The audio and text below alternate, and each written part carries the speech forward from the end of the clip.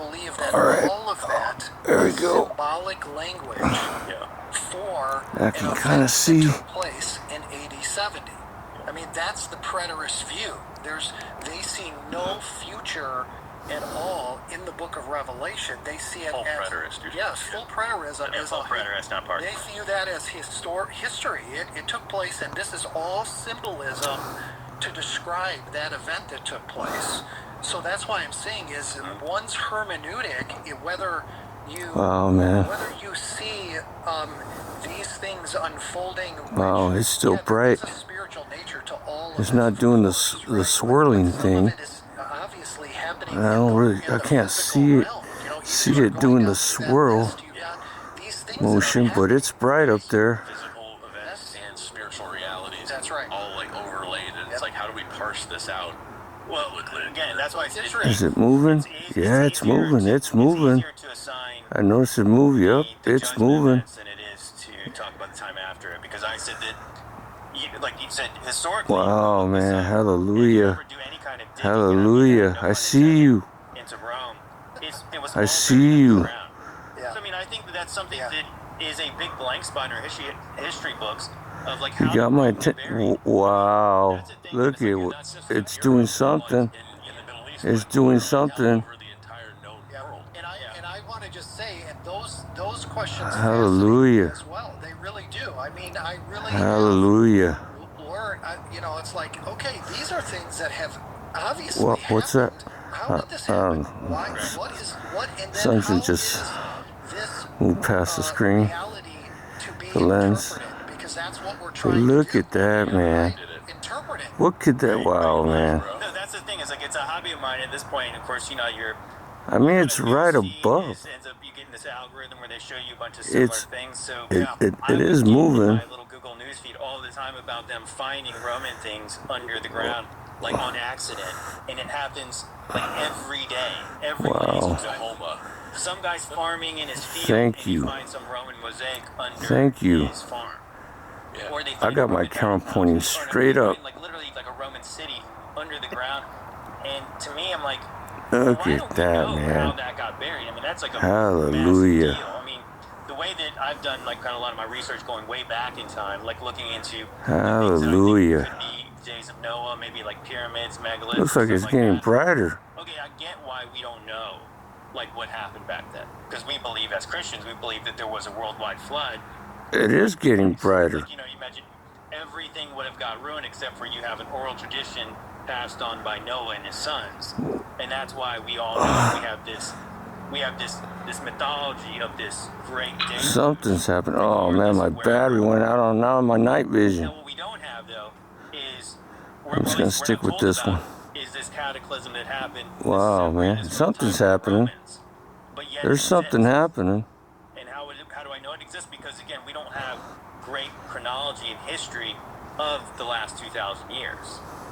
We're like literally the way we're told in school. It's like you have like very bits and pieces of our history. I mean, this is happening above me. When you actually are like somebody like me who I want to make a video about something, and then so I'm going to go do the research, and then way up there. Struck with, wait a minute, why don't I know more about why can't I read more about this?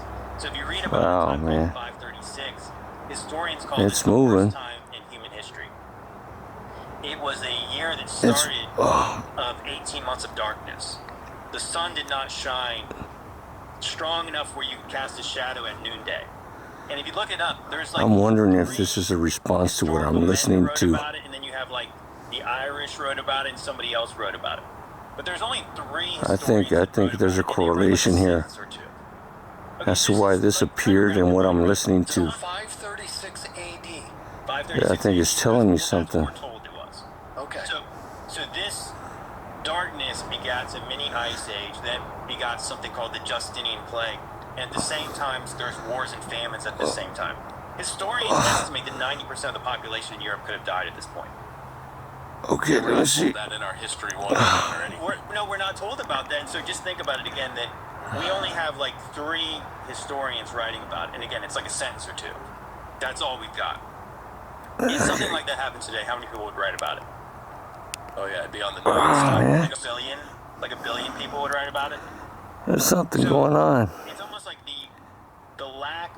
historical evidence of something that's this world changing, to me, is evidence that something is, we're not getting the whole story. Why would they make that up though? Like, what would be the motivation to lie and just they're hiding the truth. Kind of dispersed around the world that like we're all going to write about the same event and only put like a nonchalant sentence or two, but it's going to be like, deceiving the whole world. Historical records. Well, you know, there was an interesting historian that I looked into. His name was Doing the work of the devil. Recently, but he had a conclusion that a lot of our chronology is off by up to like 700 to 1,000 years. Like extra years have been added, and that's why we could be closer to the times of Jesus.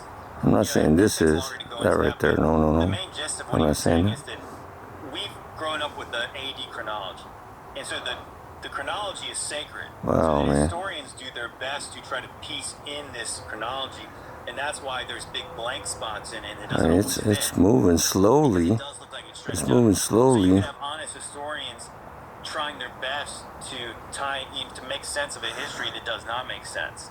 So it's Wow, man, I can't believe it's just what the book of still up Revelation is there. describing actually took place. There would be good reason why we wouldn't have all these historical accounts from this, because it was so devastating.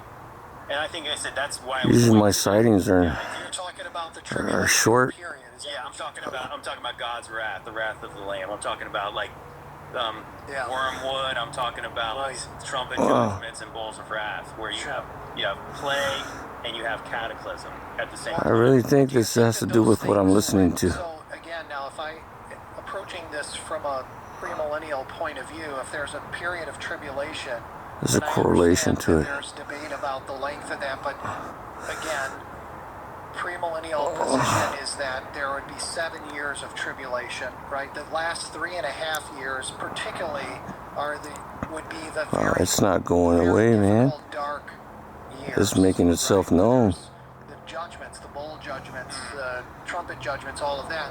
But that would then be followed by 1,000 years of peace on the earth. Look at that. And Looks like it's getting brighter. again, if we follow, Jesus is ruling, even if it isn't physically, as you suggest. If he's not here physically, he's ruling up here, and isn't Satan's bound for that 1,000 years? Correct. So what would be the cataclysmic event at the Wow. somewhere during the millennium Thank you. period that would bury everything? That Now it looks would like it lead us stopped. to a place where we're now digging it out, and we're in Satan's little season, and we're trying to understand these buildings that have been dug out. The suggestion is that they were built during the millennial kingdom, right? I mean, as I'm understanding Wow, it. man. So what would be that cataclysm? Is there anything scripturally that we would point to and say, well, that would fit here? Well, I mean, the sun going dark is when the sixth seal happens. So the sun doesn't give us light. The moon turns to blood. The stars from heaven are seen. They're shaking. But there's still 1,000-year millennial reign to follow that event. 1,000 years of unparalleled peace and prosperity. I'm gonna pull back. What scriptures are you pointing to when you're saying that there's this unparalleled peace on the earth? Well, when you talk about the millennial,